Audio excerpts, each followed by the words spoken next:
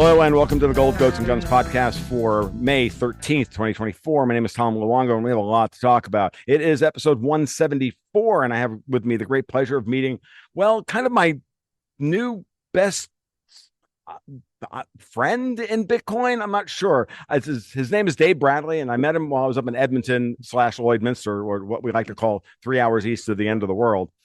A couple of weeks ago, and Dave, it was funny. I met Dave at a pre-event social for the thing I did up there with Sean Newman a couple of weeks ago, and we started talking about Bitcoin. And I'm going to tell you that I remember hearing from Jordan Peterson that you never walk into a conversation and assume that the person on the other side of the conversation doesn't know what the hell he's fucking talking about, because that's what happened to me. But I also think that it happened to Dave. I'm going to get his opinion on this in just a second, because we kind of went back and forth about Bitcoin at a level that I think has surprised both of us. And I finally met my match on a lot of things, and Dave actually kind of met his match, and it was kind of interesting. So with that, we've immediately formed a good rapport. And I'm like, Dave, you and we have to do a podcast together, even if all we do is talk about the friggin' weather. So there it is. Dave Bradley, welcome to the Gold Goats and Guns podcast. Thank you for doing this, and thank you for being flexible with your schedule, because I also screwed up this morning. So, but Monday it's a mess. What am I going to do? Yeah, thanks for having me. That was fun in Lloydminster there. We were in a barn party and we closed out the evening smoking cigars and ranting about money and the nature of the world. Yes. It was very interesting. It was a truly surprising conversation, because I'll be honest with you. I've had good high level discussions with people about Bitcoin in my life, right? That's not the problem. The problem is that when I meet someone randomly, and I mean a Bitcoin evangelical like yourself, I temper that. Actually, that's actually a misnomer. Somebody who believes as passionately as he does with Bitcoin, with good reason. And I refuse to call that person an evangelical, because, in my normal days, I just call them maxis, and I do so with derision.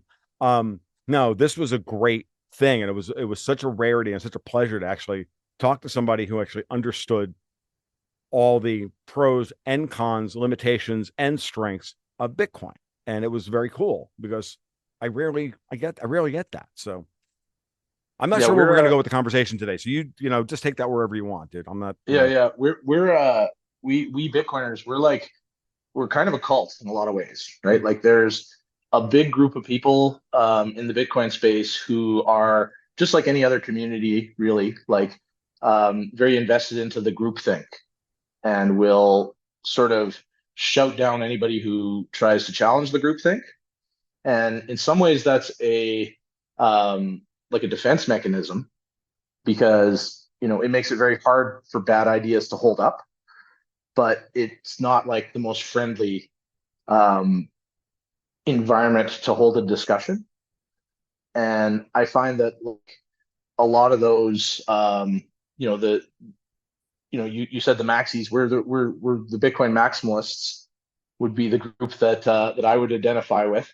And the next detail on that is the toxic maxis, who are kind of like the immune system of Bitcoin. Mm-hmm. And we keep out the bad ideas, and at times that can lead to butting heads. And it was good to have we had I appreciated the intellectually honest discussion, which I think was really cool. Well, that's the thing. I've and Bitcoiners, not all of them, but what I find is I only call them Bitcoin evangelicals. I think Bitcoin midwits is actually a better term. Like the people who are just smart enough to understand that Bitcoin is revolutionary, but aren't quite smart enough to understand that there is no end to technology, and that while Bitcoin itself is a massive leap forward in the concept of money as technology, right? And I fully I saw it the minute I read the white paper back in 2010, right? I saw it. I'm like, oh my God, it's brilliant. If it's real and yada yada yada. I mean, if it's not a scam, right? But it didn't feel like a scam, and I got involved in it very very very early on for that reason. And but I also understood that there's sincere limitations. And I, of course, like everything else, I'm always being willing to be a contrarian, even if I really like something. Look, this is the Gold Goats and Guns podcast. Like, do I think that gold has limitations? Of course I do. I'm like, what am I? An idiot? Like, and we should all strive in this life to not be a hypocrite about anything. And we should, and if we believe in something, we should be willing to steel man the arguments as best as possible and not just shout stuff down because it feels like some kind of attack. And I get it. A lot of Bitcoiners and just like a lot of gold bugs have an inferiority complex because they're outside the mainstream and therefore so they kind of like fight me, bro, from the outside, right? And that I think that we just need to shed that skin and stop acting like we're inferior, or that we're sucking up. We're at the kids club now. We're not at the kids table anymore. We're at the adults club, at the adults table, discussing the future of the monetary system, and we should act like it. Yeah, yeah, I agree. The interesting point that I would pull out of there is the idea that technology is always evolving, right? And I think that is actually kind of what frames very poignantly the difference between gold and Bitcoin. And gold became the world's money for thousands of years because of its natural attributes, right? It's easy to verify compared to most things. It's fungible. It is very hard to produce, most importantly. And that difficulty of production made gold the hardest money that we had for a very long time. But some of the physical properties of gold actually made it ripe for attack. And when I say attack, I mean the creation of the Federal Reserve System, which really was an attack on our money and moving from gold to fiat. And the reason that gold was ripe for that attack was because it is very difficult to move and it's very difficult to verify at scale. So in the early days when your banknotes were technically an IOU for gold, there was not really any way for us to know whether the gold was there, and there still isn't. And I think some of our, as we were discussing in the barn there, some of our thoughts went to like, where will the next piece of the monetary system be? And the couple logical potential choices are like a return to the gold standard, or some other form of hard money. And a, a scenario that I've heard from a few people, including I think you might have brought this up at that event, but a few other people have brought this up to me from within the gold community, that there may be a scenario where essentially the Federal Reserve revalues the dollar and gold to each other at a much higher gold per dollar or dollar per gold ratio. Mm-hmm. And it would need to be more like $20,000 an ounce kind of deal, and that makes a lot of sense if they have the gold. So we're still in that scenario where we don't really know where the gold is, and even if a very large undertaking was made to verify the gold, that wouldn't really, like, we need repeated audits of the gold if we went back to a gold backed currency, and that's a barrier to that, I think. So that's one of the ways that I think Bitcoin can become a better form of money than gold, is because it is much easier for us to verify at scale and at a distance. So when we're dealing, and these things are not money right now, but when we're talking about like the gold ETFs, they are functionally very similar in terms of, it's a contract of an IOU for a unit of account, just like the dollar used to be. Right. And the difference is now, when we look at an ETF, they have disclosures that they have to file in terms of like how many shares are out there and everything like that. If we can trust those details, that there aren't more shares than they say they are, which is not a given necessarily, then we can verify how many Bitcoins they have. So we can see like, okay, that at very least the number of Bitcoins that they have matches the shares that they say that they have. Right. So yeah, that's an incremental and that trust issue is a very, very important thing, Dave. And it is, and as you were talking about this, kept flashing through my head was me. I was having a conversation with a guy on Friday. I was doing his show, and we got into Bitcoin, and he's absolutely a rabid gold bug, and does not, and kind of takes an almost cartoonish, and I don't mean this derogatorily, but a kind of cartoonish view of Bitcoin versus gold because, you know, and but that's his shtick. It's his persona. The reality is that I would never have gotten the time to explain to him, look, we can verify which Bitcoins are Bitcoins. We have the UTXOs, we have the account numbers, we have the ledger, we have the database. The database is secure. That exists, and in many ways, and this is and in many ways, this is another argument that my partner and friend Dexter White, or collaborator and friend Dexter White, because it's 2024 and partner means something completely different. But collaborator on Gold, Ghosts, and Guns and friend Dexter White brings up, which is that, look, we have, at scale, we have something in many ways better than proof of work. We have secure databases. Like, they already exist, right? And Bitcoin, for all intents and purposes, is a blockchain on top of a secure database. Now, that blockchain is an important part of securing the validity of the data carried in within the database, of course.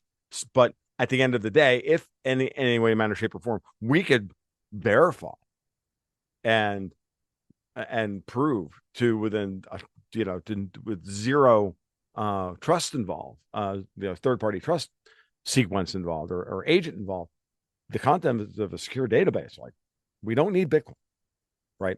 So, because secure databases are already better than proof of work in terms of transaction density and speed and this and that and everything else. So, like, this is not I'm not in any way, manner, shape, or form slamming Bitcoin or saying I'm a shitcoiner or anything like that. I'm just saying, look, you go through this, you do a SWOT analysis on Bitcoin: strengths, weaknesses, opportunities, threats, and you say, okay, well, what are those things? And you be honest about it. And then the more honest you are about the properties of gold versus Bitcoin, is how you come to good conclusions about where it is we're going to wind up in the next iteration of the monetary system, and more importantly, from an actionable time frame. And this is where I diverge from what I call the Bitcoin, I guess, midwits that I was talking about earlier, which is that, look, you may be right eventually, just like Peter Schiff may be right eventually about gold. That doesn't mean that I'm not going to grow old and dead and I still have to put my kids through college between now and then. And those are different conversations. When you start factoring in the adoption, and I sit there talking to this guy, Ted, that I was talking to on Friday, like, that guy is never going to buy a Bitcoin. Now, he may wind up being, put on the ash heap of history, but he's not alone either. And so we have to rationally, I think, judge the state of the total addressable market of Bitcoin relative to the entirety of the world population and the existing entrenched power structure and the central banks and the incentive structures of the people just trying to get shit done by moving money around every day so they can claim their claims of the goods that they need to run their businesses and to run their lives. And so they don't have to have these, while we're at the vanguard of trying to discuss the intellectual, okay, where are we going, right? And intellectually and philosophically, they're there every day going, dude, did the invoice clear to my Wells account so I can go pay my vendors? No. Okay. God damn it. It doesn't matter if they're dollars or Bitcoins or this or that or anything else. Right. So that's where we are. And that's the kind of discussion. That's the world that I analyze Bitcoin from. That's the perspective that I analyze it from. And for no other reason than that. There's a bunch of interesting stuff in there. So I would say first of all, that the total addressable market for Bitcoin is the entire global monetary supply.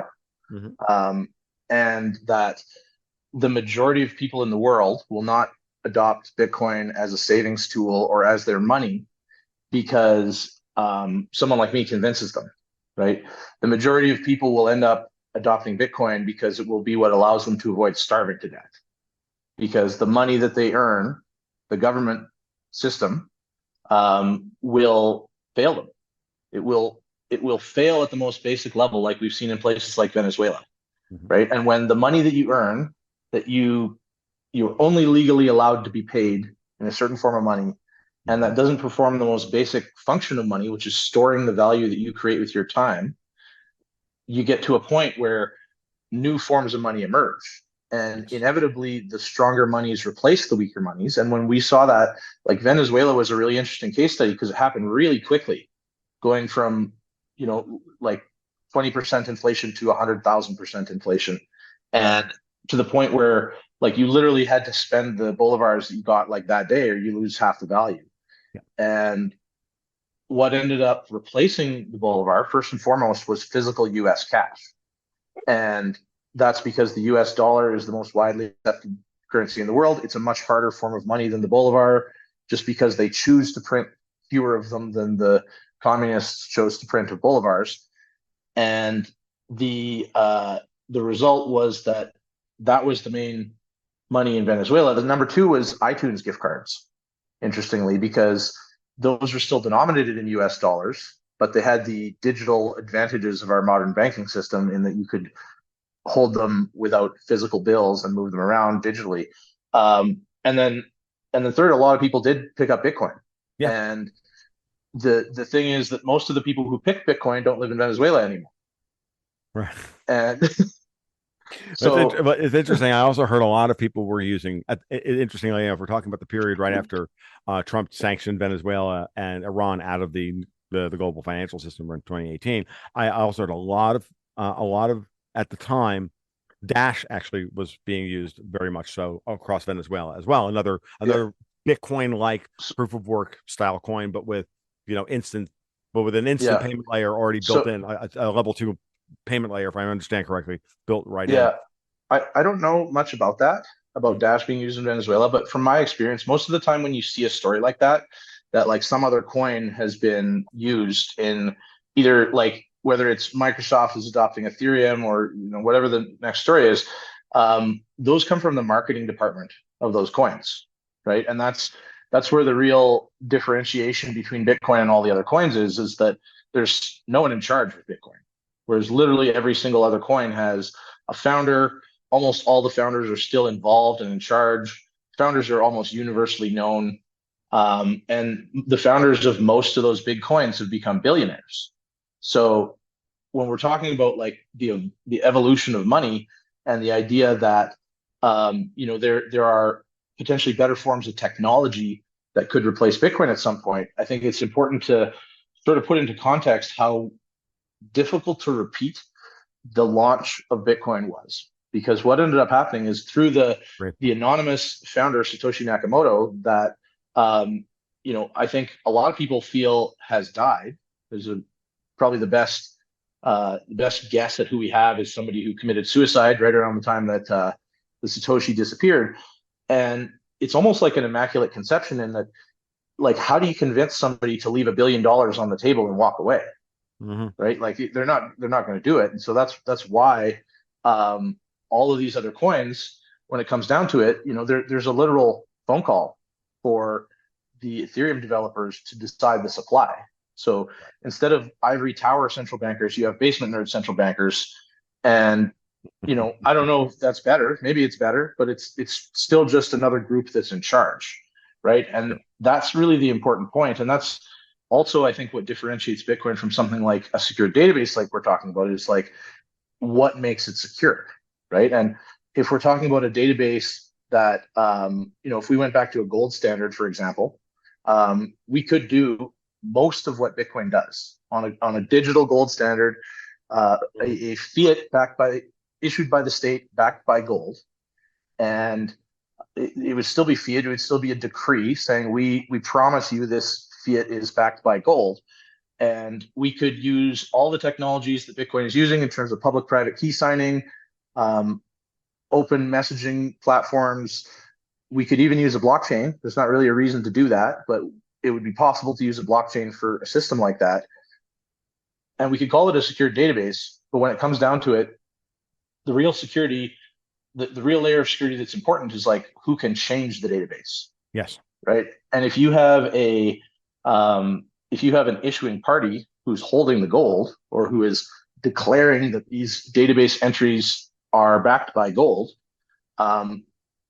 that's the limiting factor. Is that issuing party can lie to you, Yes. and eventually they will, because it's a pretty universal constant that if you let someone print your money, they will. I have an even better one for you, Dave. Ready? Why do we all have credit cards? Credit cards are a form of printing your own money.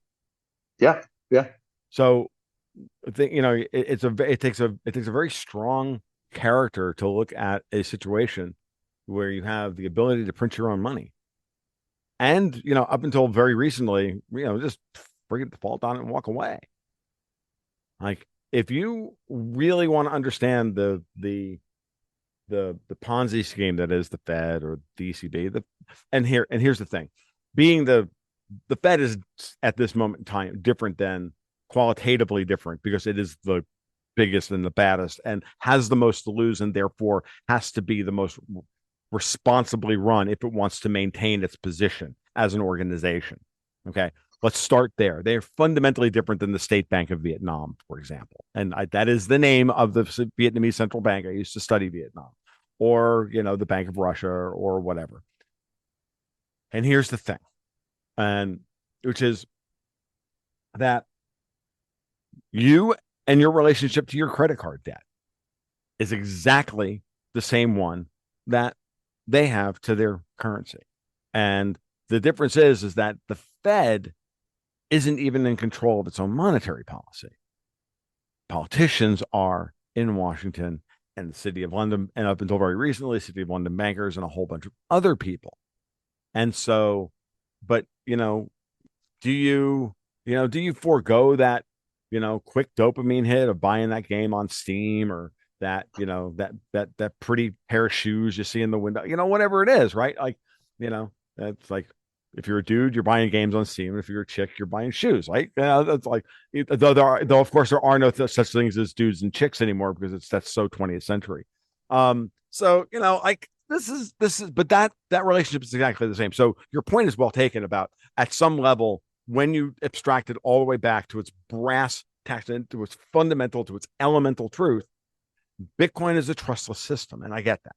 And proof of work coins as a thing are, similarly built, whether or not their origin story is similarly built to your point, and which is, by the way, a very good point. Because I was there at the beginning of Bitcoin. I remember watching it, happen. I remember the first announcement on the Daily Paul, the old Ron Paul website, which is where I read the white paper and then went over there and wound up at the Bitcoin forums. And so, like, so you watch that process and you're like, okay. And my dog agrees with me, by the way, and she's off in the corner barking at squirrels.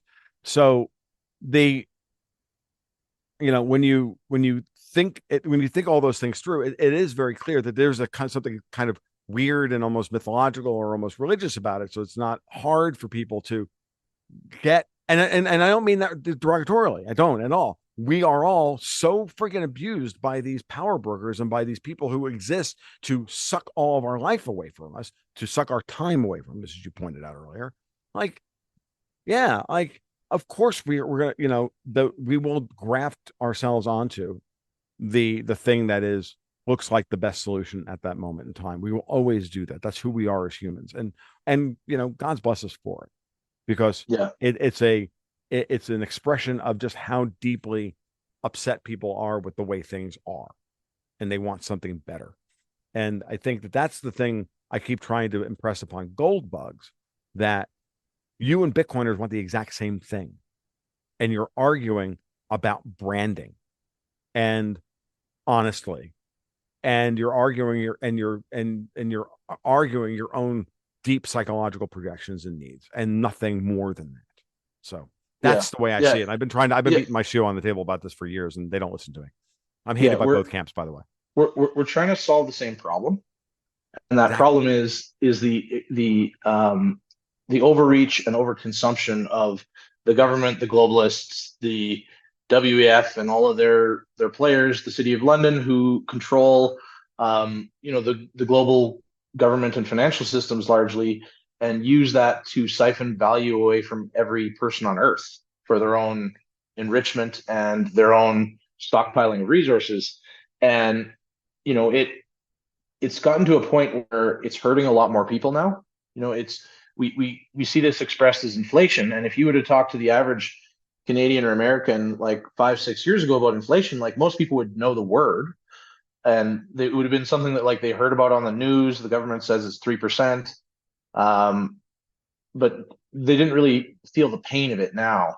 And in the last like 3 years, 4 years, when we've seen this massive, unprecedented expansion of the money supply and absurd spending levels throughout governments around the world, we've got a new emergency to spend money on every other week, and um, the flip side of that is you go to the store and you get a steak and it's triple what it was 3 years ago, and people are starting to feel that bite.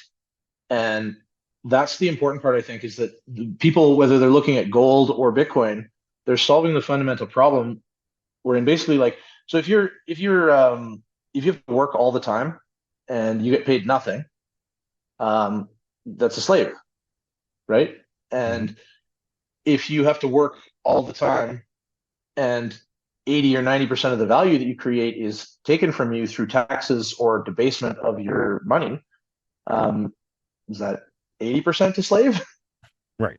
Right? So people are starting to feel that bite. They're starting to feel the fact that the moocher and leecher class of the world, which is not just the leaders of the world, it's the people that are closer to the spigot. Yes. The world doesn't need, if we eliminated most of the governments of the world, we wouldn't need most of the lawyers and accountants of the world either. Nope. These people are basically lube so that the government doesn't fuck you quite as hard. Right. And that class of people who don't actually provide any value, they don't make anything real, they don't create any efficiencies in the world. They're just either the one group is stealing from us and the other group is trying to make them steal a little bit less. What's And funny, yeah, what's funny is that the we call them oligarchs, right? But they're really, the better term for them is cantillionaires, yeah, right? yeah, Which is a term, I didn't come up with, but I heard and I'm now shamelessly stealing. Um, and I'm talking, of course, about the Cantillon effect of he who benefits most from the printing of new monetary units are the ones closest to the source of the printing. So if mm-hmm. in the 1850s it was the gold miners, because they got to spend tomorrow's money at yesterday's prices on today's goods, and that's the Cantillon effect, and how I popularized or elementalized it. It's tomorrow's money at today's prices, or yesterday's prices for today's goods. And then that transmits down the line. And then anybody who's read 15 minutes worth of Ludwig von Mises understands how that happens. And those people are called cantillionaires. And of course, they're never going to vote themselves out of power. Yeah. Interesting. As the other thing I wanted to point out about inflation before I turn the microphone back over to you, which is the following. We had a double whammy after COVID, because not only did they print a whole lot of money and dispense a whole lot of money, they disrupted the flow of goods and commodities around the world. So we had not only commodity cost push inflation, we had a classic commodity cost push inflation environment, and then that started to create a demand pull environment from a false crack up boom. And so that's what we're living through, right? We're living through the aftershocks of all of that. And it's a very weird thing. And it's the kind of situation that, by the way, Keynesians will tell you will never happen. FYI. But of course, I'm still arguing about Keynesianism. Nobody even considers themselves a Keynesian anymore. And hell, they haven't practiced Keynesian economics since the 1950s anyway. So who are we kidding, right? So Yeah, Keynesianism is just very, in retrospect now, you can evaluate it as being very incompatible with the concept of like the 4 or 5 year election cycles, because it's the natural, like their theory is that you need to have these natural ups and downs in the economy, and that you have these two levers and you can pull them, and nobody wants to be in power when the down part of the economy happens, so they just kick the can down the road forever. And that's really the case that we're in right now. it, Even it if you buy the idea that they can control the economy with a single yeah, lever, it's basically. just a class. It's just a classic technocrats wet dream. It's really just the perfect expression of the technocrats' desire to, socially engineer the world. And he just, Keynes's general theory is like, might as well be Keynes's general theory of oppression. Um, that's what it ultimately is. But Yeah. But again, even then, we don't even practice what Keynes argued. We actually practiced for many years what was written in Paul Samuelson's textbook. That was the most widely read textbook, an economics textbook, and taught textbook in the United States for over a generation. And Samuelson did not agree with Keynes on many things and updated Keynes or whatever post Keynes. It's Samuelsonian politics, economics, and no one knows this except like the hardcore guys over the Mises Institute. And they Yeah. argue about that. And they argue about And how many Rothbards can dance on the head of a pin. And I used to listen, and I used to listen to all those podcasts because they were fascinating because that's where you cut your teeth to really understand, get your bones so that you can sit down and have a really good, solid, strong argument with people and explain it to them, where all this stuff comes from and, the methodological errors and yeah. that's So inherent. an interesting thing to pull out all of that, and I'd love to get your opinion on this, is the question of like, we've obviously got some the technocrats, as you call them, or the communists of the world, who feel like they can control really like the economy and just about every other thing in the world, right? It all stems back to this ridiculously arrogant fallacy that humans can understand, create, control, or meaningfully model or affect these like massive complex systems like the economy or the climate or the ocean. And like these things are too complicated for us to really even affect. And you have at the same time, you know, what you were describing with like the supply chain crunches going down through COVID and that double whammy. And the question that I have that I'm like, I've debated a bunch with friends here is that like, do we have like a cabal of evil masters who are living in a tower stroking a cat and like, laughing evilly, like, or is it just a bunch of idiots who have no idea what they're doing? It's a mixture of both. That's the Yeah. that's the worst part, and they're not in charge of anything Yeah. except the levers of power that they've arrogated to themselves, right? That their money, that their Cantillon heir, their Cantillions have bought them, right? Yeah. So if they're Cantillionaires and they've got Cantillions of dollars. Yeah. So yes, I think it's a mixture of both. I think they're very average IQ people. If Middle of the bell curve. at best, at best, at best, these people are midwits again, and they're just smart enough to have read a book and then try to implement what was in the book. But they don't actually understand the implications thereof, and that's what they want for they are the managerial class writ large, and Yeah. it's a very scary and a very sad thing because this thing is now a Gantt chart in Microsoft Project running on autopilot, and The whole economy is a that should chart. scare you more than anything else, Yeah. right? Are you familiar with the Cobra effect? No, if I am, So, I've not heard it called that. So so go yeah, ahead and so explain. it's basically the story of perverse incentives, wherein I love this story. So it's basically as best I can tell this, during the 1700s when the British were ruling India, they had a huge problem with too many cobras in Delhi, and the Mhm. cobras were biting the white people, and that was unacceptable. So they're like, okay, we got to get rid of the cobras, and so they took the seemingly very logical step of putting a bounty on the cobras, and they didn't really understand what they were doing because they didn't really have a firm grasp on the local economy, and it ended up being way too high of a bounty. So it's something like 3 months average salary for one cobra, Mhm. and that had the effect of being very motivating to the people who wanted to catch cobras. And very quickly, most of the cobras were caught and killed and handed in. And now you had this newly somewhat rich class of cobra hunters who didn't like the fact that their meal ticket was disappearing. And so those cobra hunters became cobra farmers and started just farming cobras and handing them in. And they did this for years until the British were eventually like, we never see any cobras, but we sure get a lot of cobras handed in still. And they investigated it and then discovered the cobra farming system and were outraged, of course, and we're like, this is not what was intended. Cancel the bounty. And so now that there was no bounty, all the cobra farmers released all their cobras, and there was way more cobras than when they started.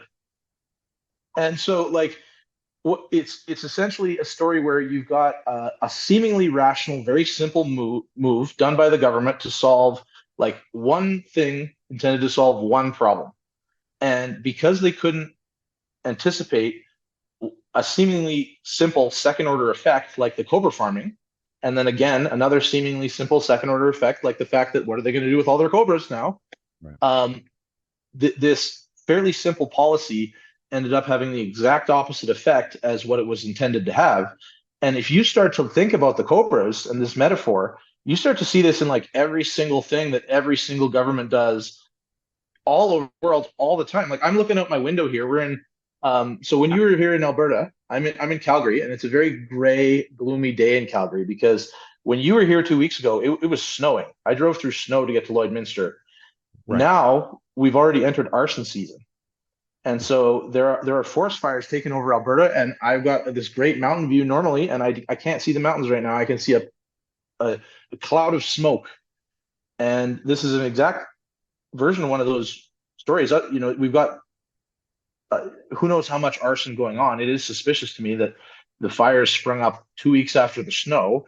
But taking that aside, um, we're really dealing with a scenario where it's literally just the Cobra effect. It was a complex ecosystem. The forests of northern Canada, which is a very large and complex ecosystem, have been subject to forest fires and survived forest fires for much longer than humans have been around.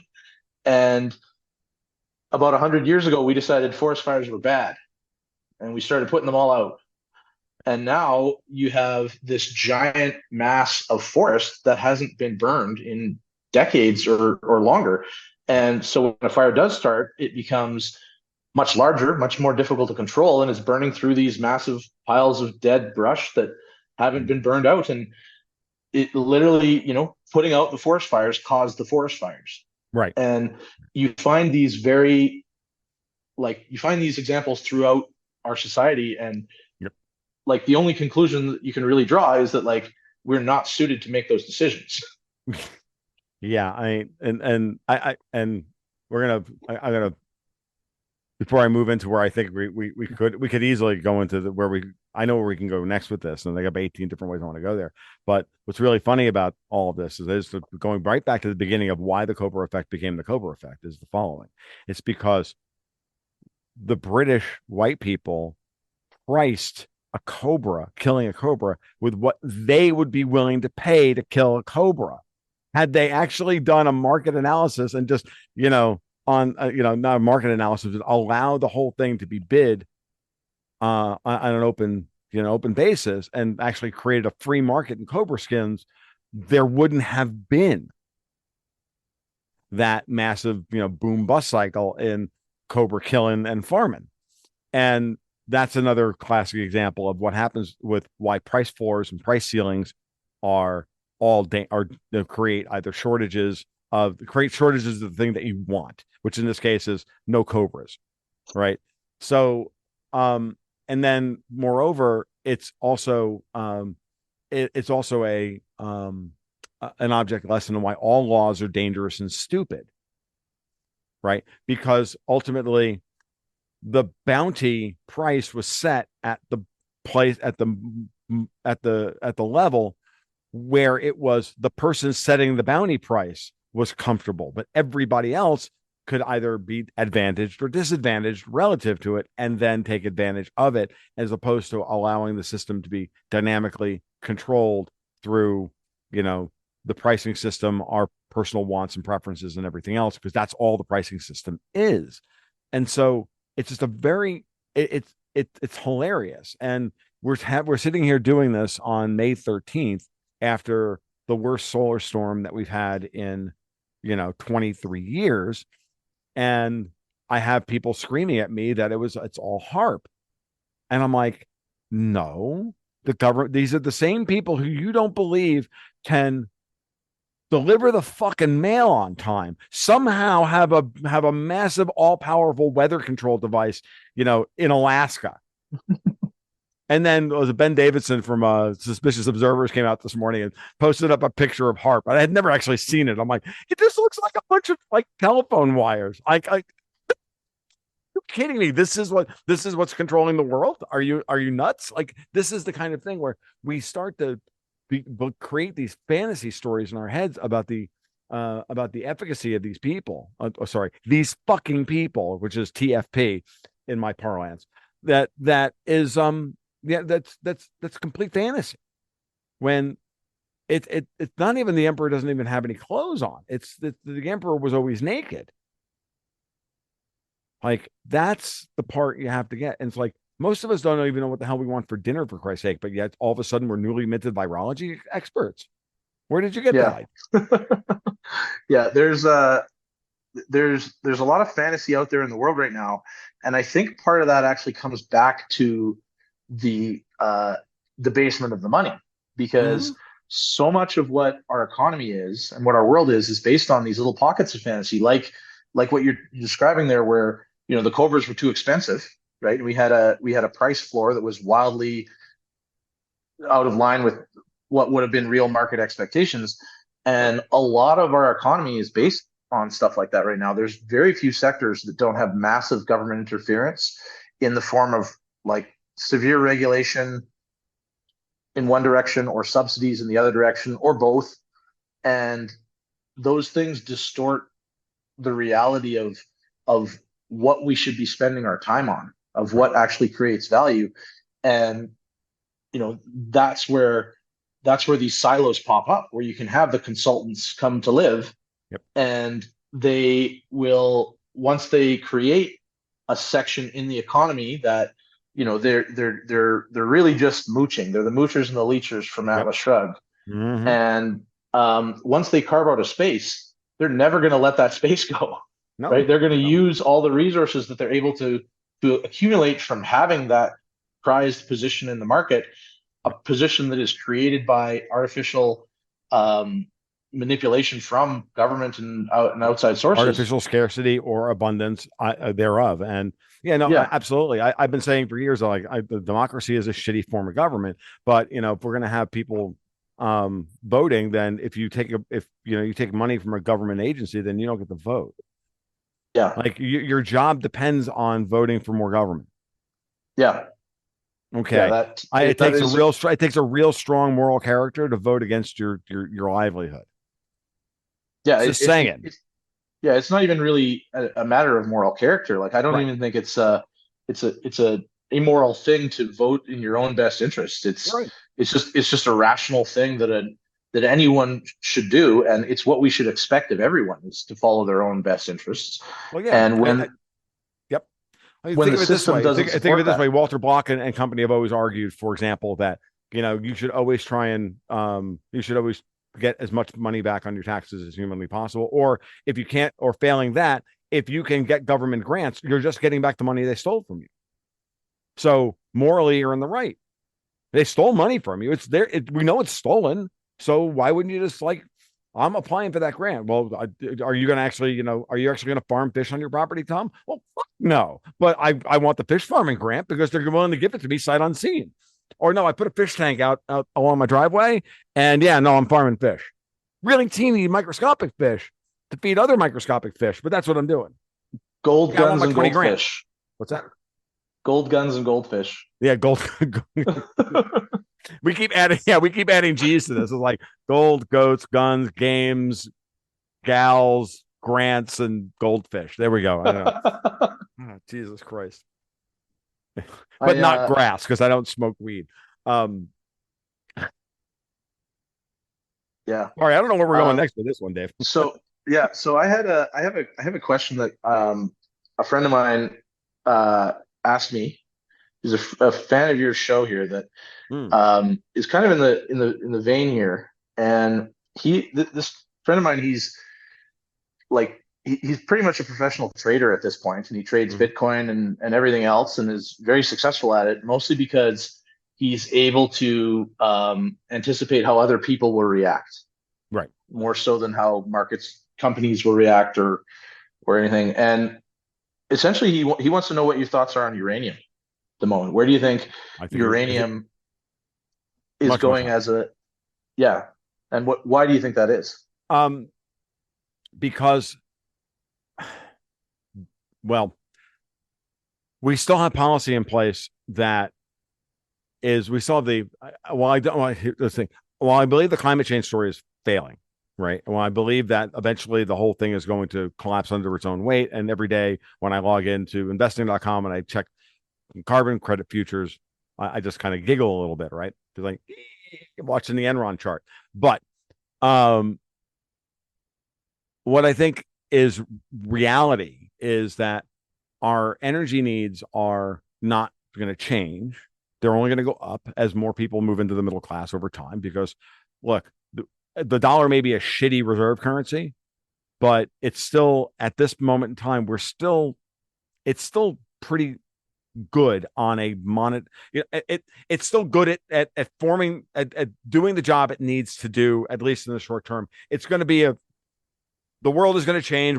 There's all sorts of other things, but reality is that it's still good enough to bring a couple billion people out of poverty across what's known as the third world, or just most of the southern hemisphere.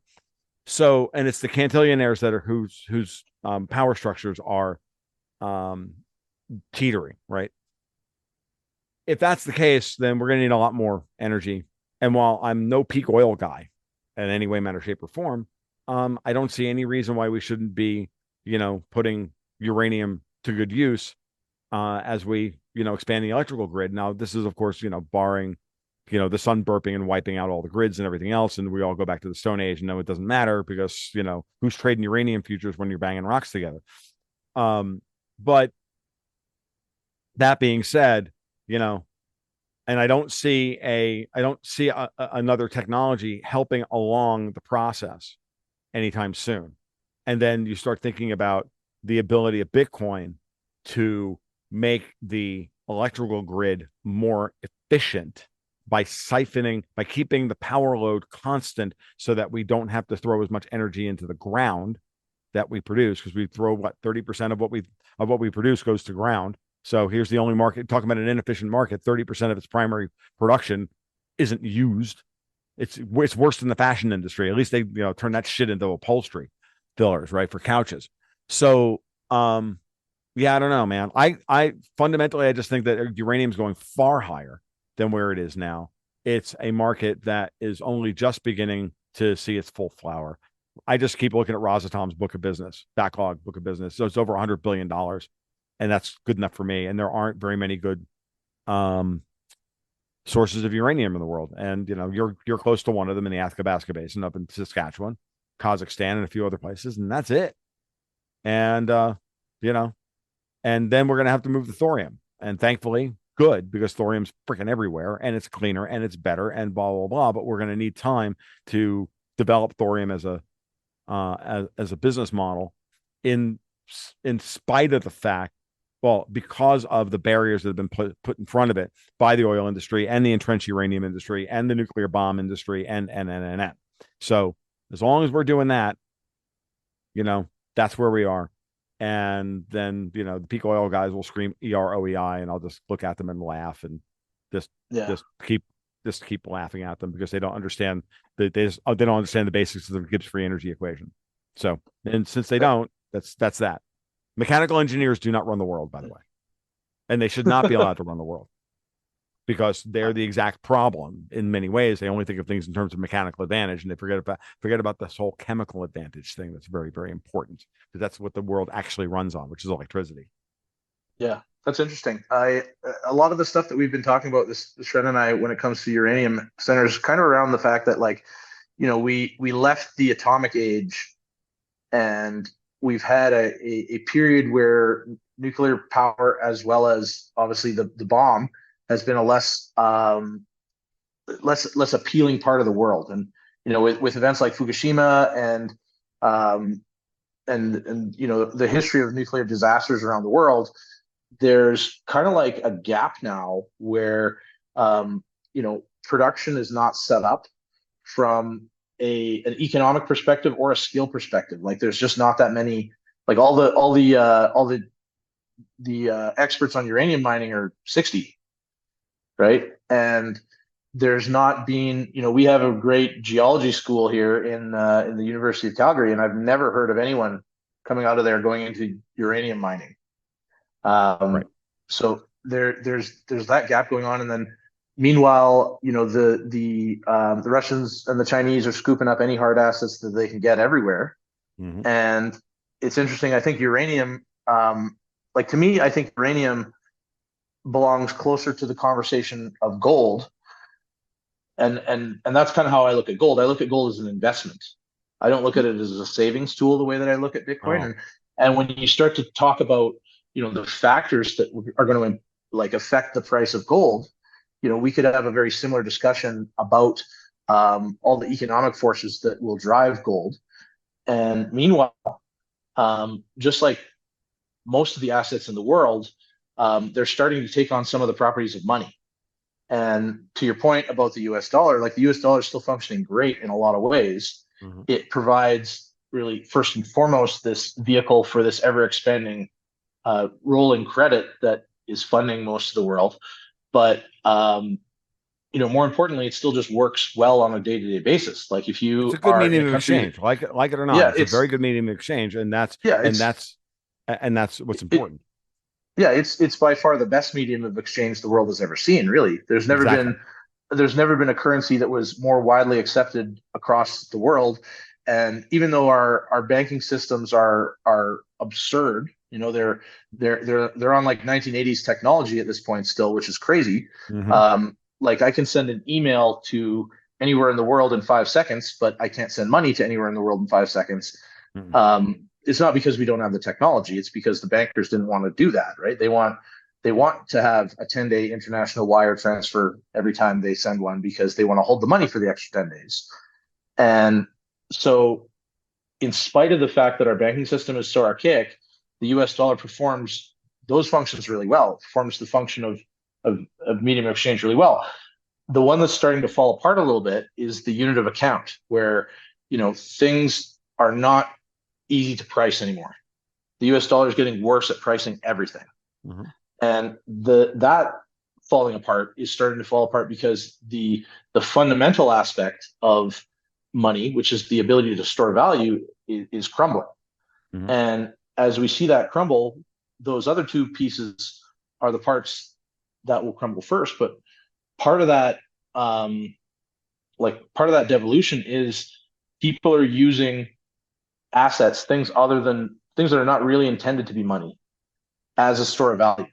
You know what I Sure. mean? The idea that you could just keep money in a savings account and be okay is like something that almost nobody even subscribes to anymore. Like you need it Right. at very least, you need it in an index fund or something like that, or a GIC that like at least attempts to catch inflation. Hmm. And so the dollar, even as the strongest currency in the world in many ways, is starting to lose that ability to store Oh yeah. value. Without a And doubt. it's going to everything else. That is correct, and that's I've been saying, kind of almost half jokingly for years that the biggest mistake the dollar ever made was becoming all three forms of money all at once, because it was never foundationally it was built on the wrong foundation in order to be able to hold those three properties simultaneously. It was better to have the dollar be a proxy that could rise and fall, but still tied to a real opportunity cost. A real hard asset would have been better. See, this is one of the things that you and I got into a little bit while we were up in Lloydminster, which is that the reason you brought up earlier, parts of the reason why the gold standard failed, because it's hard to move gold at scale. That's true. It's also not fungible enough in an expanding division of labor. In the expanding division of labor, you need to be able to make more and more subtle comparisons between goods. And in a free market, grinding out arbitrage and driving efficiency of production through economies of scale and all the natural innovations based on the profit, based on the need of producing a profit, um, actually drives the value of money up.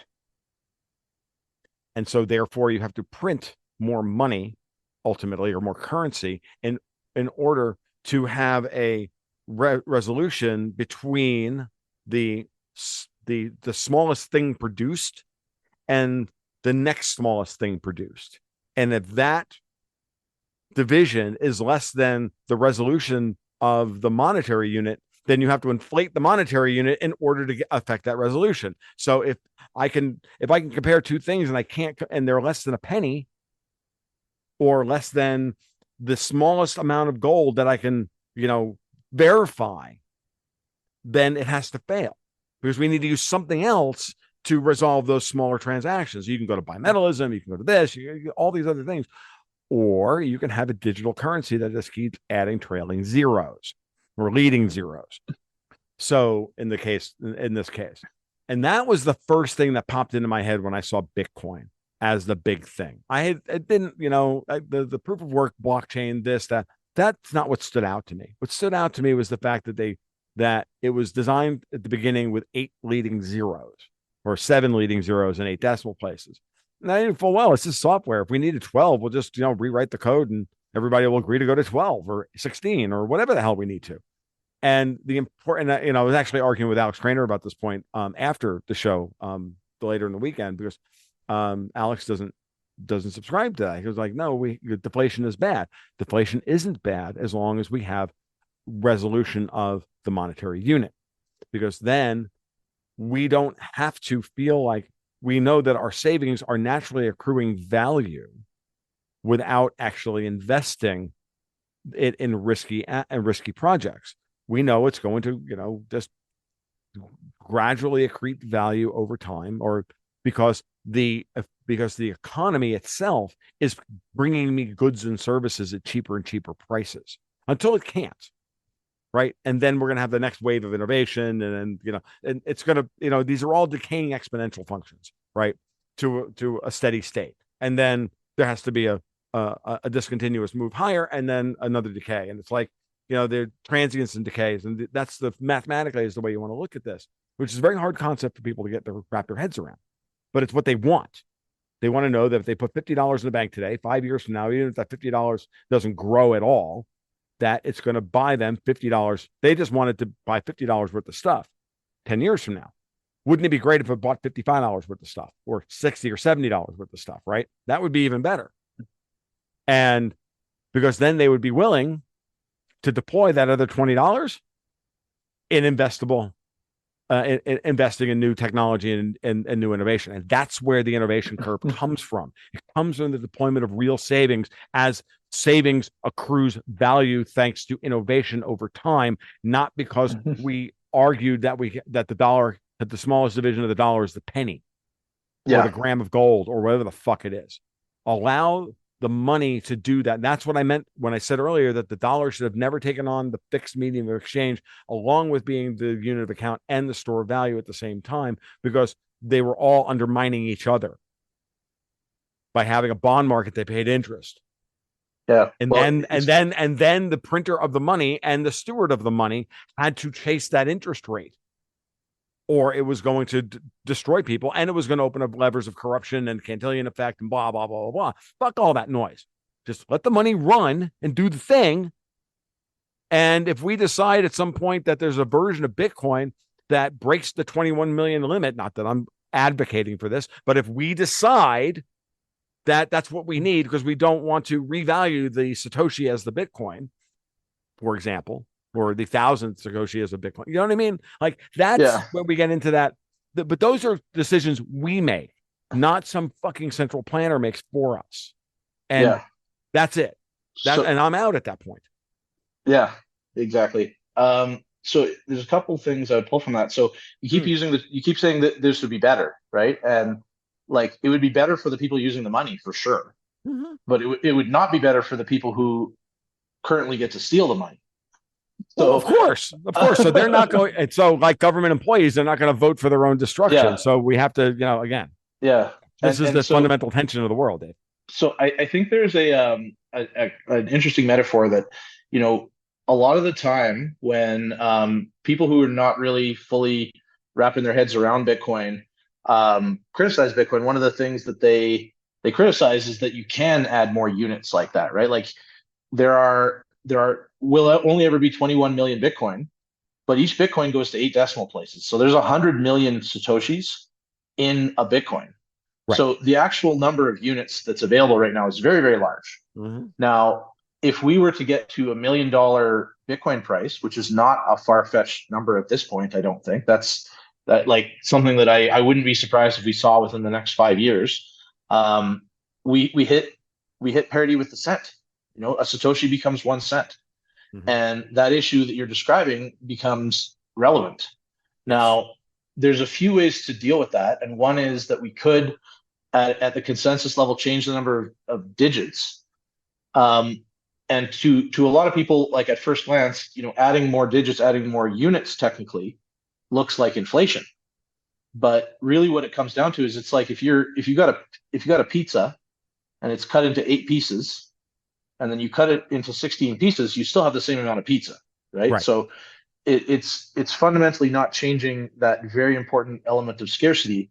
It's just adding more units. And I think like we're going to get there. There are layer twos already, like the Lightning Network goes to 12 decimals. Does it? So Okay. it, That's just, I didn't know. Thank you.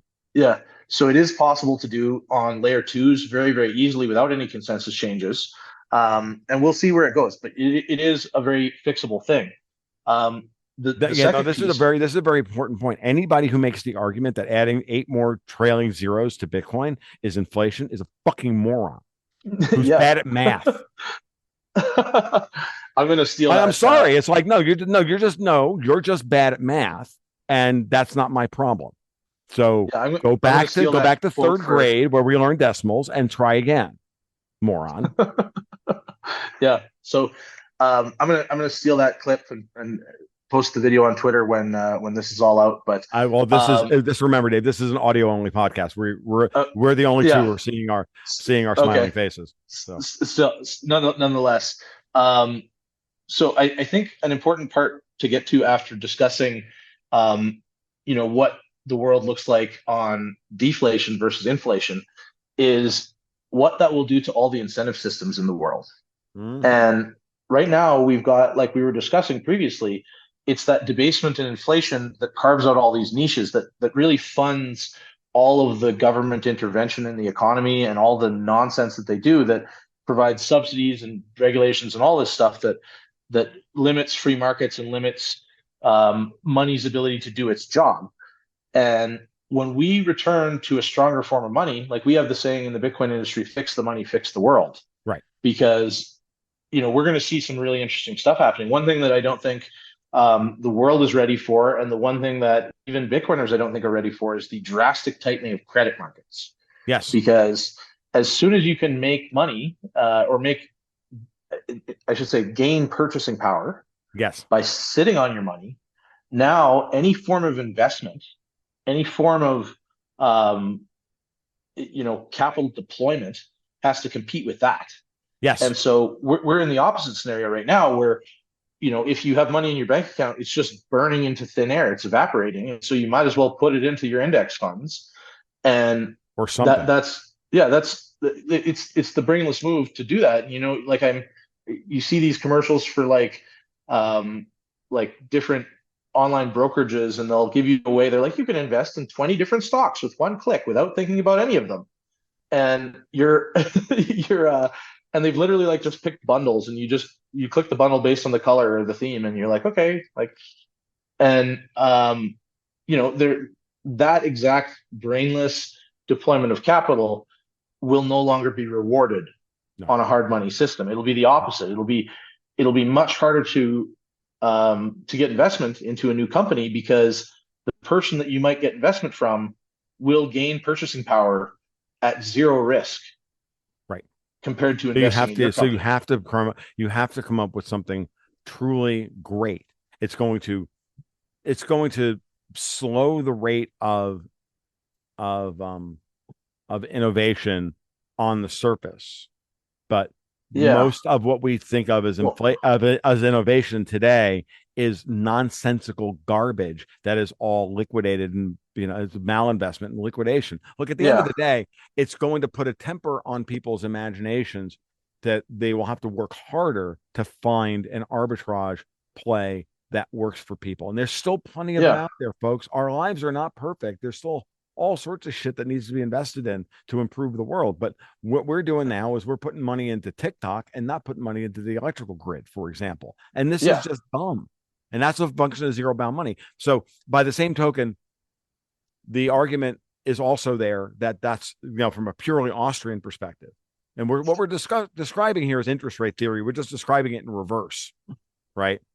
We're describing interest rate theory in reverse of saying, well, I don't need to do anything to watch my money accrete value over time because humans will drive efficiency and innovation in the existing technologies to the point where I will improve my lot in life by having saved my previous labor in the form of money, as opposed to saying I'm going to put my money in the bank and I'm going to get more money later. So one is a dopamine hit, the one we have today. I get more for doing nothing, as opposed to just the general realization that I'm not losing anything, and I kind of, oh cool, yeah, I can get that.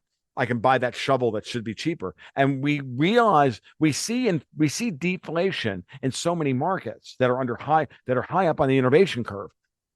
Classic one in our lifetime is personal computers, right? My lifetime, when they first hit the market, they were $3,500 for an 8088, right? Today, it's like I can get a box this big that would be the equivalent of 12 supercomputers that took up, the entire University of Florida campus at that time, and it's this big and it costs $700. Like, uh, that's a massive amount of deflation. Orders of 5, 6, 7, 8 orders of magnitude of deflation. Even Yeah. in the, and that's what we have to reorient our thinking. But our thinking is we've been inculcated in the system because it's the only system we've ever grown up in. And so you break that mindset, and you break that mindset by giving people the opportunity to experience what real deflation is on their savings. And they'll be like, oh, no, I prefer that. I like that one better. If you could Yeah. actually sell that one to women, if you could like do a marketing campaign to women, because women are terrible at it, and they don't want to invest. They want their household secure. They're the ones that do the budgets. They want their budgets predictable. We'd have a winner here. So Yeah. one last point on this was well, maybe not. I think I lost it. Yeah, never mind. Go ahead. Yeah, that's interesting. Right now, Bitcoin, for most people, from an emotional standpoint, feels like a risky move, right? Mhm. And I always say it's very risky not to own any Bitcoin. And I think at some point we will. Like right now, the majority of people investing in Bitcoin are doing it because they want to sell the Bitcoin for more dollars later. And the majority of those people are men who have a higher risk tolerance and are taking greater and greater risks in the economy the way it is. And the world is set up such that you kind of have to take these risks now. Mhm. And like when we're talking about the deployment of capital, um, almost all of the world's funding systems at this point are set up with the premise that I can get funding for a startup, or you can get funding for whatever enterprise you want to get going, because you know that money will be cheaper in the future than it is now, and we know that the premise to pretty much every sort of venture capital or investing situation these days is to eventually sell the same company's shares to a larger pool of dumber money, right? So it literally, like, you got your venture capital to seed investors, and then every, like, the valuation is predicated on the ability to garner more investment in the future, right? And under a hard money standard where you're competing against the money itself as a store of value, you have to make more money than you spend. You have to return to the basics of what running a business is supposed to be, where you do something useful for Yep. someone else, and you charge them for that. And you do it with margin, wherein, if you want to build an electrical grid, you charge the people to use the electrical grid, and you make money doing that. And those fundamentals, that should be so obvious, that, like, you should make more money than you spend in your business, right? Like, they're just completely out the window. Like, Right. we're like 30 years into the tech bubble, and there are still companies that don't make any money, Which right? is It's unbelievable, right? insane. No, I know it's truly insane. Well, it depends on the company. We're talking about something like Amazon, for example. Amazon makes plenty of money. They just plow every dollar that they make back into the Yeah, business. Like yeah, Amazon, just so people understand, I made this argument many times. Like difference between Apple, for example, and Amazon are two completely different things. They manage their balance sheets completely differently. mhm. Amazon is a balance sheet play and a shareholder equity play. And actually, in many ways, so is under Steve Jobs, Apple was the same thing. He didn't believe in giving out dividends to what the hell do I give you money for? You all you did was give me money, or you get the stock price appreciation. Sell the stock when you want to cash out. I'm not sure Mhm. I agree with Steve on that, but that was his argument. And Bezos has a similar affect, but he Yeah, and plows every dollar back into the company. yeah, Um, and there's an argument that throwing it back into growth makes sense, and that argument will right. still be there, right? But Mhm. when you're running a company in the future on a hard money standard, and you manage to get to that point where you're making more money than you spend, and you have the decision of like, do we go with growth or do we go with a dividend? Right. You have to price both of those things now, and you have to Yeah. price what will be the impact of the dividend on the share price, as well as what will be the impact of giving out this money and having to raise more money in the future potentially for that growth. And And those should be very simple calculations, by the way. But yeah, given the fact that we absolutely. live in such a highly politicized world with money that is fundamentally corrupt, and the Bitcoiners say, "Fix the money, fix the world." I have always said, a corrupt money begets a corrupt society. So same thing, two different ways of saying it. Yeah, companies today have to run their businesses with all of these different idiotic things that they have to manage in order to try and figure out how best to manage the shares in their company, as opposed to just doing a simple, their SWOT analysis factor should be like 1/3 this what they actually are, and and then if that were to happen, like I would have to go get a real job. Yeah, I mean, there's a lot of people who are going to have to go get real jobs in a world that doesn't carve out money for the moochers and the leechers. Mm-hmm. And it's going to be a shock to a lot of the world, I think, that the government related skills that they've developed are not actually useful in the real world. And Probably not. I think will be a bit of a rude awakening. Um, It'll be a but slow. I, It'll I be a slow awakening. That they. I yeah, think Dave. I think ultimately, I think you and I agree about a great many things. What we disagree about is the inertia, the size of the inertia within the system. yeah, Which is I think where we were when we left our conversation off in Edmonton or in Lloydminster a couple of weeks ago. That's where I came. I was like, no, I agree with Dave. I just don't think it's going to happen in the next 5 to 7 years. I think it's a longer time frame than that. I just um especially considering that I don't think the central banks are going away anytime soon, and they're buying gold. If they were buying Bitcoin, I'd be like, maybe Dave's got a point. But until they start, and I do, and I say that as a guy who has also promulgated the theory that the Fed is using Bitcoin to stabilize the repo market and the Treasury market at this point. Um, but that's a very small thing. I think the yeah. first step is allowing people to, you know, buy Bitcoin via ETFs in a way that they feel is within their frame of reference, which is buying buying it like they buy stocks.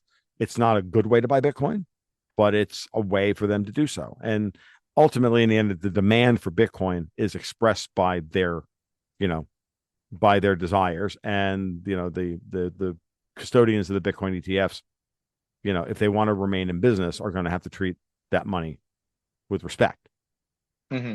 And if they don't, well, they're going to go out of business. So, Yeah, exactly.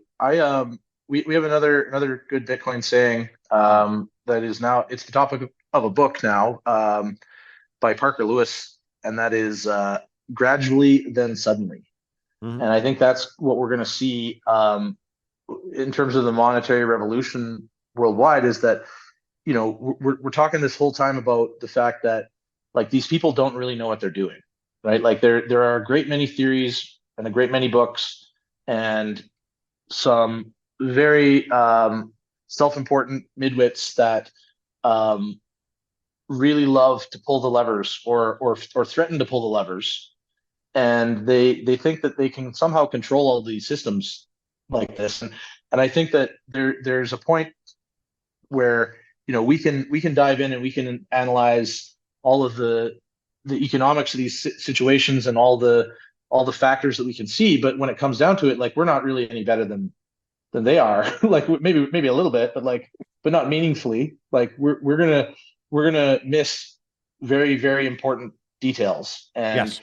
the black swans, the details that no one saw, will end up being the determining factors in when these kind of changes happen. And like the reason that I think and if it took 20 years for a drastic shift in the global monetary system, it wouldn't be that surprising to me. Even if Right. it took 50 years, it wouldn't be that surprising. But Yeah. it also wouldn't be surprising if it took 5 years, because I do think that these people who are like they're pretending to manage the whole deal. Yeah. They don't really know. They don't really know what the levers that they're pulling are. And I think we kind of saw a little bit of that near sort of the end of the COVID scam, where things like the trucker convoy popped up in Canada. And Mhm. when they're trying to manage the forces that affect people en masse, they're not doing a very good job of anticipating like how will the people react to that. Like they I don't feel know very well how far they can push and how soon. And it seems very likely that they push something that is just not going to be accepted. The most obvious one that seems to be coming down the pipe right now is the CBDCs, where like it's pretty obvious that nobody wants these things, and Right. they're still kind of just continuing along that path. And there is this kind of shelling point where there is an equilibrium, there's an inertia to these systems, but like we don't know where the tipping point is, right? Like No. nobody knows where the tipping point is, and that's the part where like, do you expect these like ivory tower nonsense people to be able to balance the ball on the edge of the pin, essentially, right? And that's the like they're doing it pretty well now. They haven't like only some of the countries in the world are in open catastrophe.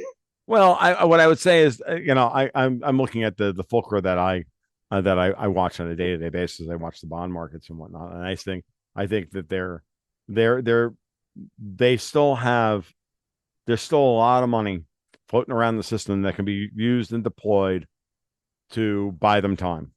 And then Yeah, what they're trying to do is, and in idioms, excuse me, outside of the primary domain of say the bond markets, they're trying to push events to a particular conclusion that would then support their continued control over those systems. And that's what now we start getting into geopolitics. We start getting into whether or not we're going to have World War III with the Russians and blah blah blah blah. And that's what yeah, from my perspective, that's the way it's very clear that all of these things are related, and strategically why they're related the way they are and what the timing on them is. And it becomes very obvious. I don't know.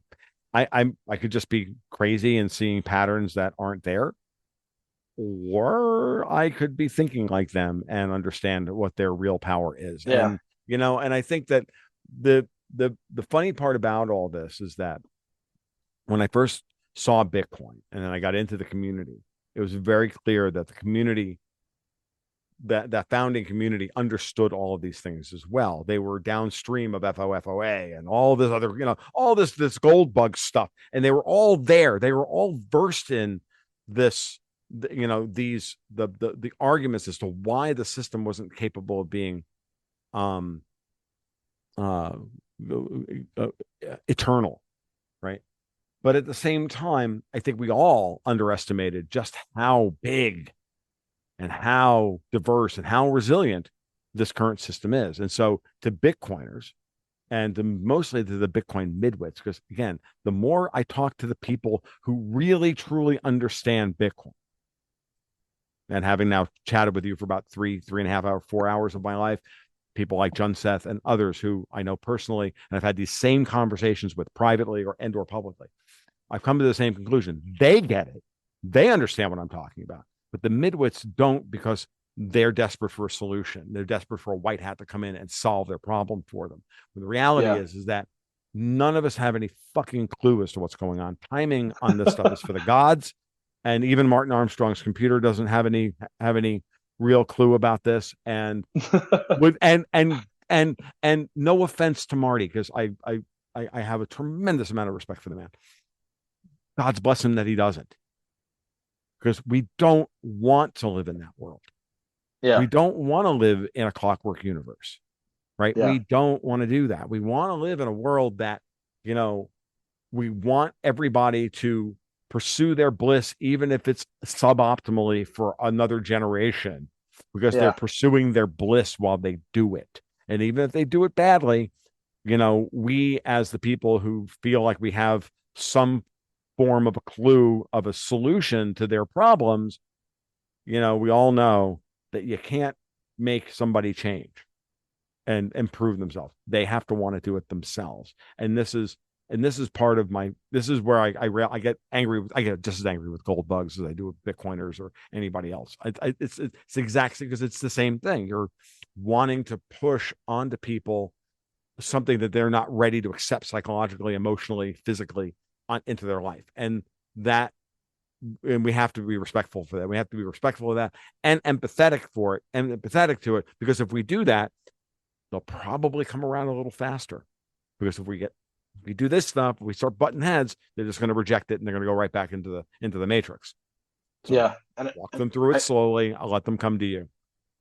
yeah, I think the interesting thing that's going on there, um, you could make a metaphor for a lot of what you described, wherein you've got this inertia and that, we see that the system is not eternal. We see that it's gonna collapse at some point. And I would say that it's kind of like they're juggling a lot of balls. They're Yes. juggling all these details, and we're just at this point where we're like, oh, these guys are actually pretty good at juggling, but they're juggling four balls. They haven't realized somebody threw a fifth ball in there, Right. and they don't really know the full picture of what's going on. And so their ability to continue to juggle that as a fifth and sixth ball come in, we don't know how effective that will be. I would say they can't keep juggling an unlimited number of balls forever, obviously. That said, I think we've got a swell in the opposite direction, wherein it's more of like a ground up thing, where Yes. what they're doing, the fundamental theft of our resources and our time, and on top of that, all of the the nefarious ways that they spend our money. You know what I mean? Going back to like the CIA infiltrating rap music, and now it looks like country music, and trying to dumb us down with our culture using their money. Mm-hmm. There's a pretty organized um, group of things that I think have affected a lot of people in the world, especially young men. Namely, like, you've got Uber Eats, Netflix, Xbox, Pornhub, marijuana, and beer that Mm-hmm. are the soma of our times, that are dulling people into this complacency. And I think they have taken that complacency so much for granted that they're disconnected culturally from what that movement is. And Right. you see that with things like the trans influencer with Bud Light, the least successful marketing campaign of all time.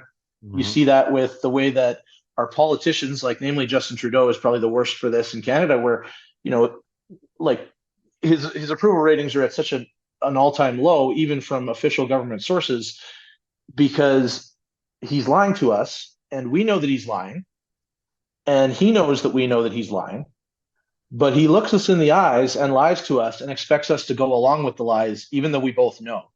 And it's this absolute arrogance that these people tweak our culture with. They tweak everything that they think they can control about our society, and they're losing control of that, partly because that fundamental element that money is supposed to provide, which is a link between a person's actions and the outcome for their lives, is falling apart. It used to be true that you could work harder and have a better outcome for your life, and that's increasingly not true.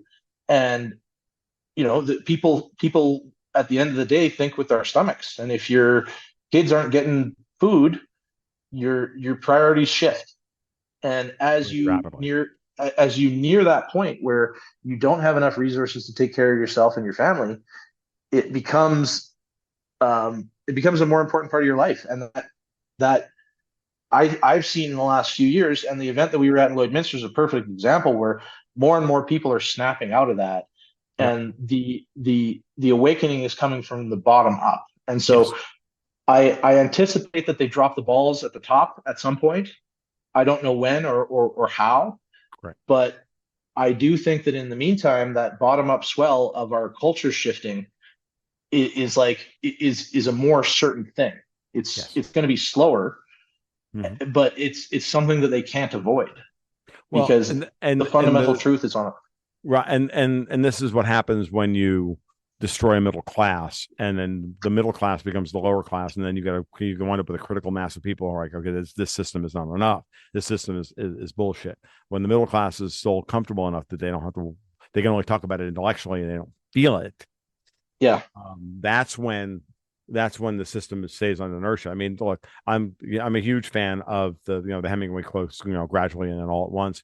I look at it in terms of activation energy as a chemist. I've described it that way, that we're climbing the activation energy of a chemical transformation, and then once it starts, and the release of energy from the transformation, which is a more efficient system. Otherwise, the chemical reaction wouldn't go. It's just that's not entropically favored at the beginning of the process until the reorganization of the molecules happens in such a way that now they fit together, and then it happens, and then the energy is released, and then that's enough energy to cause the reorganization, and three more, and then five, and then 10, and then 20, and then and then psychologically, Rene Girard described that as the mimetic collapse, where the old idea, the old view of how you viewed the world changed. You take the red pill, you take the blue pill, sorry, you jack out of the matrix, and boom, you are a different person because your understanding, your fundamental understanding of how the world operates is now different. You see the world as a different thing, and now you want different things because now you understand. And I can tell you that the really powerful ones that cause that for almost every person that I've ever met, holding your first kid in your hand, having a first real great relationship with a dog, for men, certainly, maybe even women, holding that first gold coin in your hand is a life changing fucking experience. And there are a few others. And all of a sudden you're like, whoa, I'm not in fucking Kansas anymore. This is different. And it just changes people. And then they want something different. And so, yeah, like that tipping point's coming. And I agree with you yeah, completely, Dan. And the grounds up is important, but it's really it's the meeting of the people falling out of the lower middle class and with the lower classes, and they all look at each other and go, yeah. And what we have to worry about is them subverting that into the next communist friggin' brown shirtization of the West. That's what I'm worried about. That's what they're setting up for us. So that's what we need to be careful of. And everybody really needs to do is listen to this podcast and just sit back and go, you know what? No, we're not yeah, doing that. I like my neighbors. They're good people. And if I need to, I will share some of my food with them, and we'll all figure out how to get through this together. Because as opposed to being deracinated and in our homes and, worried about each other, trespassing over our that, his lawnmower is 2 feet over on my side of the property line because you got nothing else to friggin' complain about. You'd be like, you know what, dude, can I just borrow your fucking lawnmower?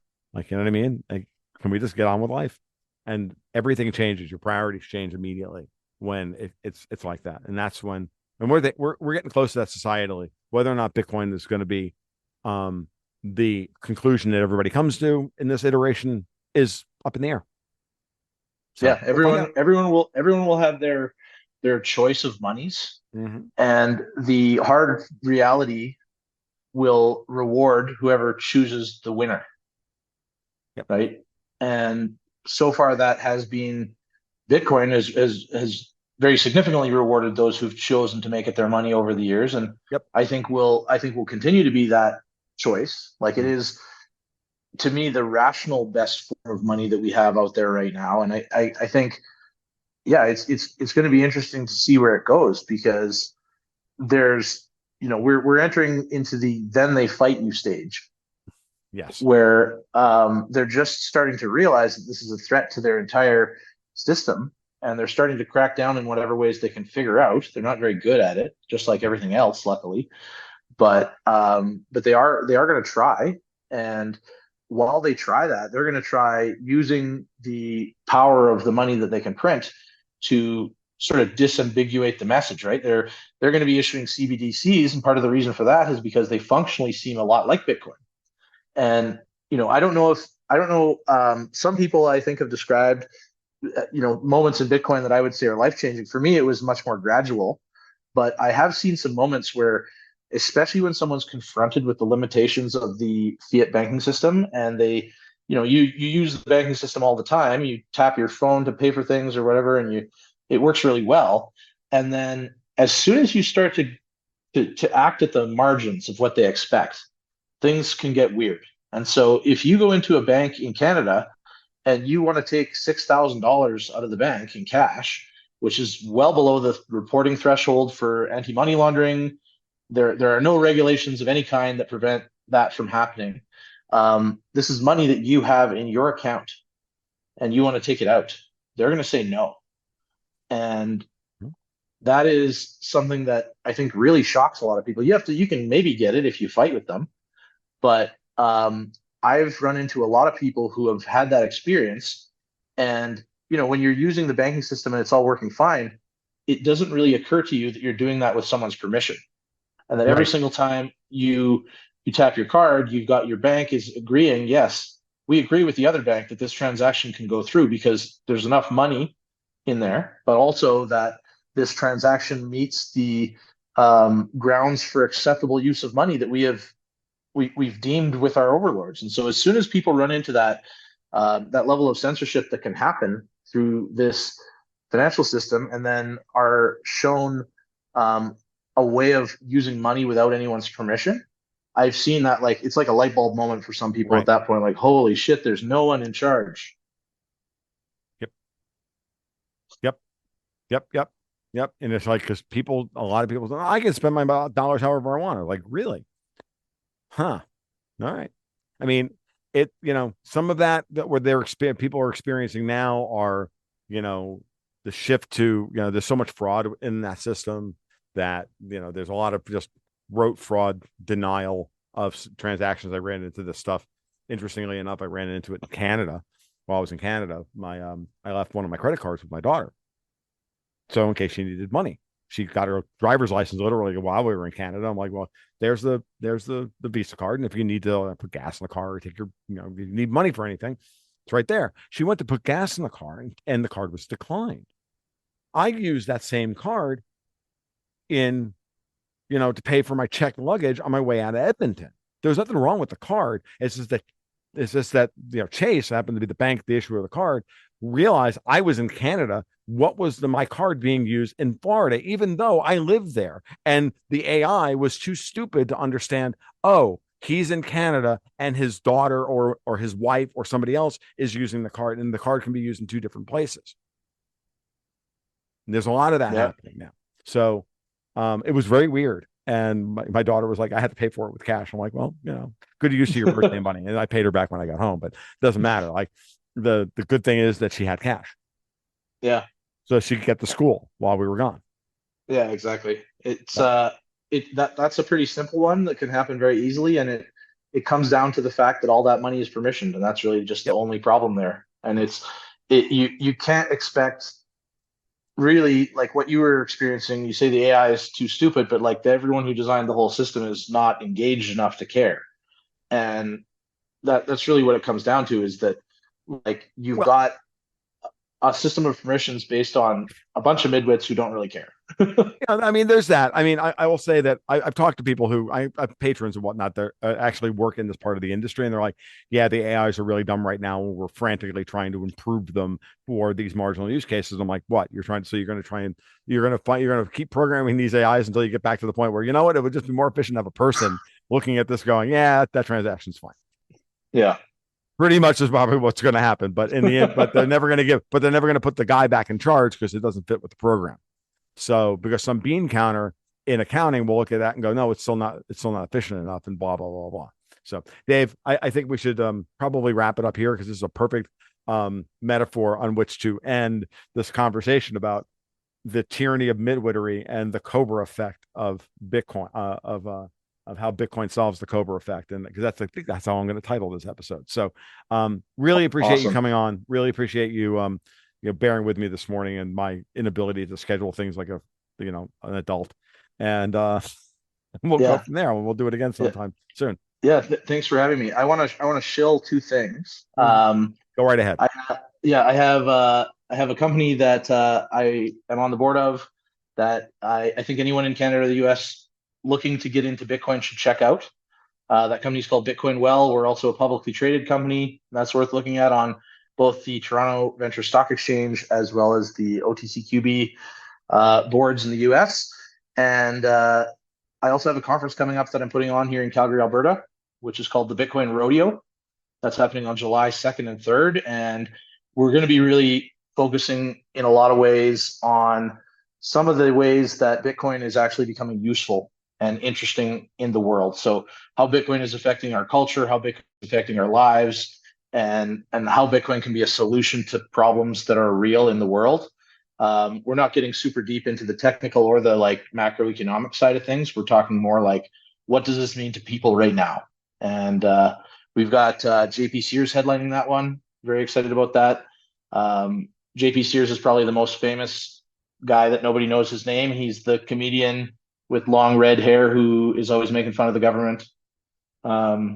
He's going to be coming doing a Bitcoin comedy set, and we've got just an incredible amount of good content, I think, at that. And it's right before the Calgary Stampede, which is the greatest outdoor show on earth and a massive party that turns our city into a cowboy madhouse for 10 days. So it's a great time to come to town. And yeah, I would love to see, like, I've been reaching out to sort of the gold, sort of the broader freedom community as much as possible lately. So Yep. I'm hoping some of your listeners will be in the vicinity and want to come check us out. And you can check that out at bitcoinrodeo.com. I appreciate it, Dave. That's excellent. No, we have a lot of Bitcoiners in our I figured. orbit around here. And I've been pro Bitcoin since yeah, I started. and I don't just want the Bitcoiners too. I'm Mhm. really interested this year in talking to the people that are sort of on the fence. Yes. So like that Lloydminster crowd, there was a poll before, and it's 67% of the room had never owned any Bitcoin. Right. And I'm going to bet that number is lower now, 2 weeks out from that event. So that's kind of what I'm hoping as well with this event, is that we can tap into the people who are like, okay, maybe there's something here. Let's go have a look.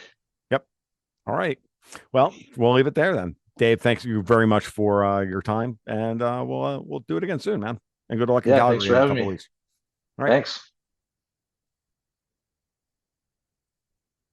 That'll about wrap it up for episode 174 of the Gold Goats and Guns podcast. I want to thank Dave Bradley for being generous with his time and his perspective on things. It was really fun and enjoyable. And the more I talk to Dave, the more I enjoy talking to Dave. So that's great. With that said, as always, you can follow me on my blog at goldgoatsandguns.com. You can follow me on Twitter at TFL1728, and you can sign up for the Patreon at patreon.com/goldgoatsandguns, where you can get the twice weekly private podcasts and private blog posts, as well as sign up for the monthly newsletter, where we do all original material as we look ahead to what's happening in the world and try and give you a sense of where you should be putting your money. So with all that said, you guys be well, you take care, and we'll talk soon. Keep your stick on the ice.